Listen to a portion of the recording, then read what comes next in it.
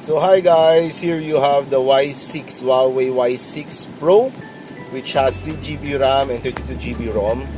It only has two cameras, right? One in the back, one in the front. A 13 megapixel camera in the back, the micro USB port in the bottom, the volume and the mic buttons are all on the right side, as you can see. And then the SIM card tray is on the left side, which is a triple SIM card. Okay, and it has a micro notch, or what we call the teardrop setup.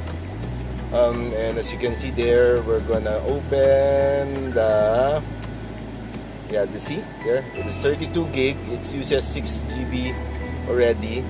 The front Y6 Pro has a 3-slot tray for 2 nano SIMs and 1 micro SD. So okay siya, no? The Huawei Y6 Pro with 3020 milliamperes battery and 6.02 inches of screen. It's an LTE phone. It's the entry-level smartphone.